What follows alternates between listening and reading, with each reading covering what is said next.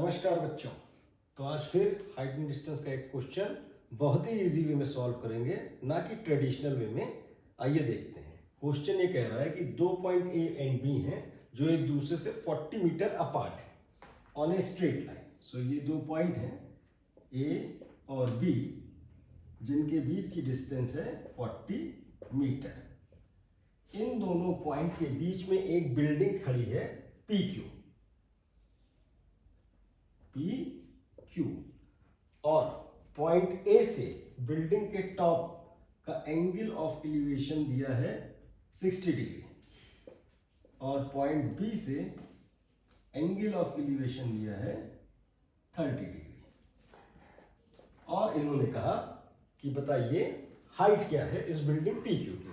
तो हम एज्यूम कर लेते हैं हाइट है h। अब यहां पे आपको दो राइट एंगल ट्रायंगल दिख रहे होंगे, P Q A and P Q B. हम राइट एंगल यूज नहीं करेंगे, हम आपको एक इजी मेथड बताते हैं to calculate directly the height h। तो ये फॉर्मूला याद कर लीजिए, h equal to d tan θ2 into tan θ1 upon tan θ2 plus tan θ1, जहां पे θ2 बड़ा एंगल है यानी 60 डिग्री और θ1 छोटा एंगल है। So 60 degree θ2 and 30 degree θ1 replace कर दीजिए values. So d is the distance between two points. So यहां d जो है 40 मीटर है। सो रिप्लेस करते हैं 40 tan 60 into tan 30 upon tan 60 plus tan 30 degree. अब tan 60 होता है √3 और tan 30 होता है 1/√3। रख देते हैं √3 इंटू 1/√3 अपॉन √3 प्लस 1/√3। सॉल्व करो, ये √3 कट गया।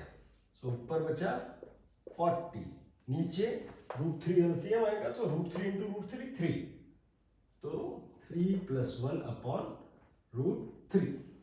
अभी क्या हुआ 40 √3 अपॉन 4। अब आप एक चीज का ध्यान देना, मैं आंसर लिखने से पहले बता दूं। अब आप इसी फॉर्मूले को क्या लिख सकते हो, 40 क्या था d था, तो आप इसी फॉर्मूले को रख सकते हो d√3/4 प्रोवाइडेड एंगल आपके 60 एंड 30 हो। तो देखो एक लाइन में सॉल्व होगा। तो हमारा आंसर h क्या आया 10√3 मीटर। हमारी बिल्डिंग PQ की हाइट आ गई 10√3 मीटर। आप देखो 2 मिनट में क्वेश्चन सॉल्व कर दिया। तो ये फॉर्मूला आप लोग का इंपॉर्टेंट फॉर्मूला हो गया। डायरेक्टली बिना राइट एंगल को यूज किए हमने डिस्टेंस निकाल दी। अब एक चीज और बताता हूं, ठीक है, वेट करो। ओके, अब क्वेश्चन के दूसरे पार्ट में कहा गया है कि बिल्डिंग के बेस से पॉइंट ए और पॉइंट बी की डिस्टेंस बताओ। तो फिर से हम लोग ट्रेडिशनल वे में नहीं जाएंगे। हम ये मान लेते हैं कि हमें हाइट नहीं पता है, यानी अभी हाइट नहीं निकाली है और हमसे पूछा गया कि ए और बी की डिस्टेंस बताओ। तो जनरली स्टूडेंट क्या करेगा, पहले वो हाइट निकालेगा, फिर अगेन राइट एंगल ट्रायंगल का यूज करेगा, h/x, एक इक्वेशन h/40 - x, दूसरी इक्वेशन, और फिर वो x की वैल्यू निकालेगा। हाइट प्रोवाइडेड निकाल चुका है।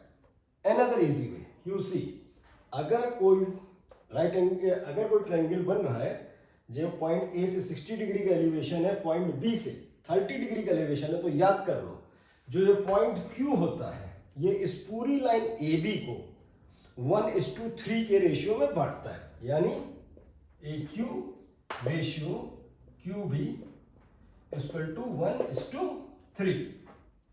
क्या मतलब हुआ कि अगर ये डिस्टेंस x है तो ये डिस्टेंस क्या होगी 3x होगी। रेशियो हो गया 1:3। अब ध्यान से देखो x प्लस 3x,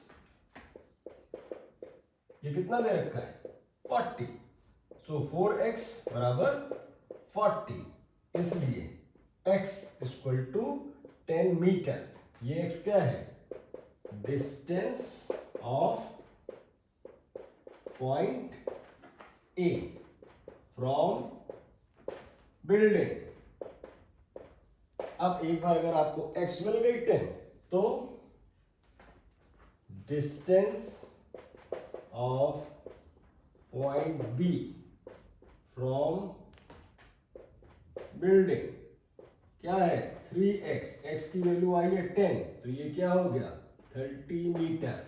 देख लीजिए 2 मिनट के अंदर हम लोग ने सवाल सॉल्व कर दिया कि अगर हाइट h नहीं दी है और एंगल ऑफ एलिवेशन दे रखे हैं 30 और 60, तो ये जो पॉइंट Q होगा ये इस पूरी लाइन AB को 1:3 के रेशियो में बांट देगा। इसको मान लो x, इसको मान लो 3x, टोटल हुआ 4x।